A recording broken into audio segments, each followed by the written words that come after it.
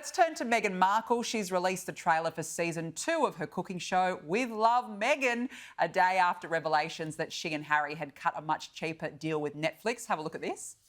I love the idea of spending time together and finding new ways to show people you care. Look at that. Oh my gosh, I could do this every day. Let's get creative and learn something new. Nicely done. I don't know what's happening.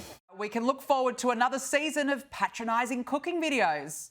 Yeah, and look, let's be clear, and I think most people know this now, it was filmed at the same time as the first season. It's not like Netflix went, oh, that was so great, let's go back and film some more. This feels very much to me like Netflix are picking up all the rubbish and putting out the trash, as the Americans would say. They're just getting rid of the last bit of content that they've made with these two, and the deal feels just like a big old fresh air sandwich. There's nothing much to it. Netflix probably, if anything, would gain something because they get first look at any garbage that these two come up with next.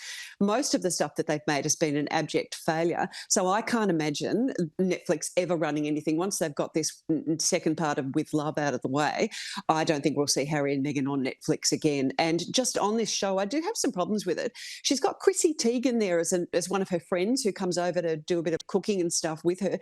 Chrissy Teigen is a horrible bully. You might remember some years ago, she told a 16-year-old, Courtney Stodden, that she should not breathe anymore. She basically told her to end her own life.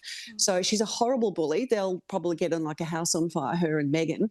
And there are 4 chefs on the show, all of whom have Netflix shows. It's almost as though they were contractually obliged to say, yes, I'll appear with Meghan.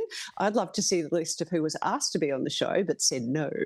Yeah, good point. I reckon there was a whole list of people who would not want to be associated with that dreadful woman. But I don't even know why they're bothering with season 2. Seriously, season 1 was such a flop. Here we go again. Now, look, Prince Andrew has been recorded going on a foul-mouthed rant at builders putting in speed humps outside of his 4,800-acre Windsor Great Park estate. While riding his horse, the Prince apparently yelled at them saying, "What the F are you doing now?" I mean, surely DDE's got bigger issues on his plate than speed humps. Well, I'm going to defend Prince Andrew on this because that's exactly what I would do. I hate being held up in the traffic. I hate speed humps.